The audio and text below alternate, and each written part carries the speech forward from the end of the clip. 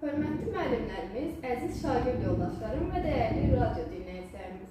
Bugünkü Gələcəyin İşığı FM-in buraxılışında sizlərlə birlikdə olmaqdan böyük sevinç və qürur duyuram.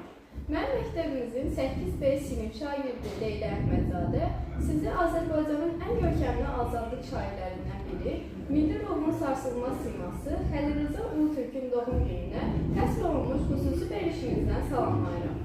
21 oktyabr 1932-ci il. Bugün Azərbaycanın ədəbiyyatının tarixində xüsusi yeri olan, sözünün gücünü, xalqının azadlığı uğrunda istifadə etmiş bir şəxsiyyətin doğum günüdür.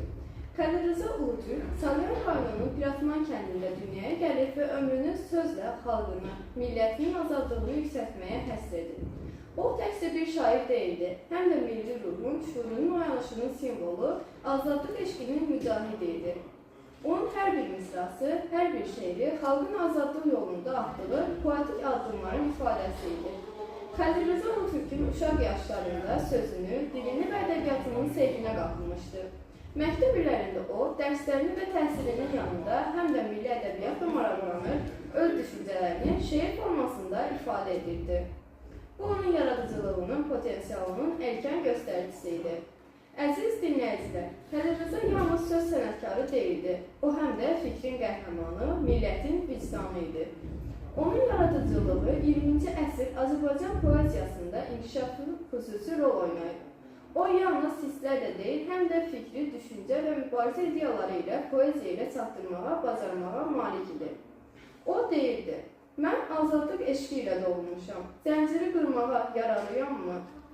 Bu misralar onun yaşadığı dövrün çağırışına verdiği cavab idi. O özünü xalqın azadlığının ruhunun daşıyıcısı hesab edirdi. Bugün biz onun sözləri ilə həm milli keçmişimizi xatırlayır, həm də gələcək nəsillərə azadlıq mesajı ötürürük.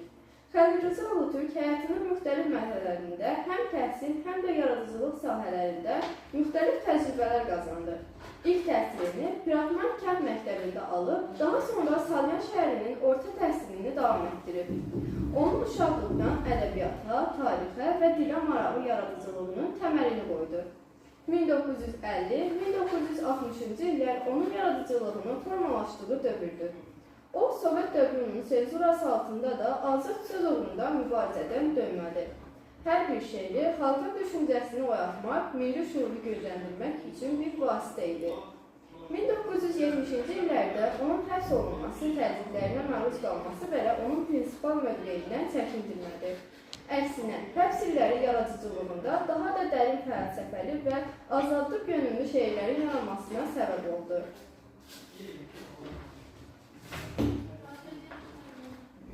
Xəlil Rzanın yaradıcılığında şəxsi və milli dərdlərin birləşməsi xüsusi yer tutur. Onun oğlunun erkən izgisi, onun şeirlərinə həm şəxsi, həm də xalqın ümumi dərdinin kimi əks olunur.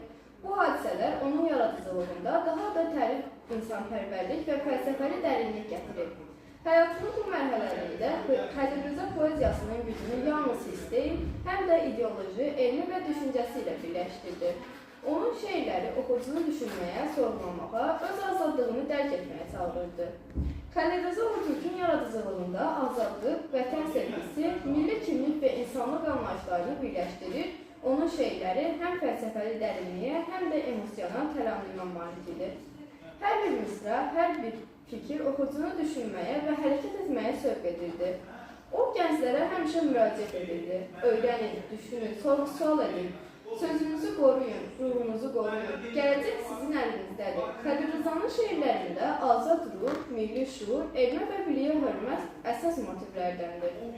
Onun sözləri yalnız estetik sövq yaratmır, həm də mənəvi, elmi, əxlaqi mesaj verir.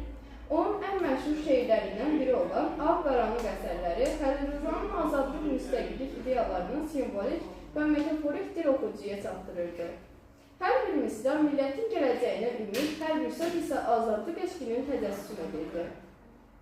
Əziz dinləyicilər, Xəlil Rza Ulutürkün yaradıcılığı yalnız ədəbiyyat sevərlər deyil, bütün xalqın ideoloji və mənəvi təməlinə formalaşdırırdı. Onun şeirindəki azadlıq mesajları bugün də bizə ümid, ilham və şuur verir. Əziz müəllimlər, şagird yoldaşları və hörmətli dinləyicilər, bu Bugün biz Tədricə Ulutürk'ün sadəcə bir şair kimi deyil, həm də bir xalqın vicdanı, milli ruhun qoruyucusu və azadlıq simvolu kimi yad etdik. Onun həyatında öyrənəcəyimiz ən böyük dərs budur. Azadlıq qazanılır, verilməz, milli şuur qorunur, yaradılır. Hər bir gənc bu həqiqəti öz qəlbində saxlamalı, sözünü və rolunu qoruyaraq milli ideyaları yaşatmalıdır. Bugünkü efirimiz Tədricə Ulutürk'ün sözlərinə, ideyalarına və azadlıq yolunda mübarizəsinə sadiq qalaraq gələcək nəsillərə ümid və ilham mesajı verdik. Mən Leyla Əhmədzadə sizinlə sağollaşıb bu qiymətli mirası yaşamağa və qorumağa çağırıram. Dinlədiyiniz üçün təşəkkür edir, hər birinizə xoşbəxt, azad və uğurlu gələcək arzulayıram.